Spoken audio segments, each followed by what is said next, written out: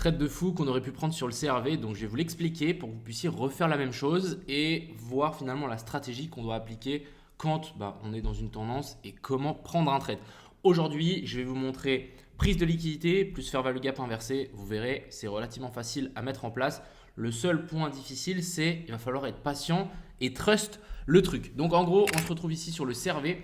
Ce qu'on peut voir, c'est que le CRV est clairement baissier et ici, on est remonté en laissant pas mal de liquidité. Donc là, l'objectif, ça va être d'attendre une pattern pour ensuite le shorter et surtout attendre une zone intéressante. Donc ici, qu'est-ce qu'on est venu faire? On est venu récupérer le dernier plus haut. Donc là, vraiment prise de liquidité. Notre première zone intéressante, prise de liquidité, a été touchée. Donc dès qu'on voit ça, on doit se dire, ok, là, c'est le moment d'aller chercher une validation en low time frame.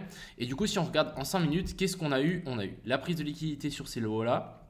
Et ensuite, on a eu fair value gap inversé juste ici en 5 minutes. Donc en gros, vous voyez que là, on est venu s'appuyer une fois. Là, on ne l'a pas touché, là non plus. Mais du coup, le trade qu'on aurait pu prendre, c'est prise de liquidité sur la fair value gap inversée. Stop loss au-dessus du dernier plus haut qu'on est venu faire, vu que on est déjà venu faire un nouveau plus haut. Et du coup, là, on aurait pu largement target, par exemple, ce lot-là. Ça nous aurait donné un trade de 7R plutôt propre pour le coup.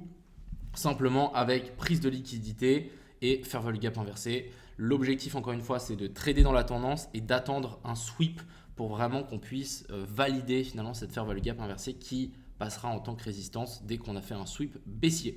Voilà.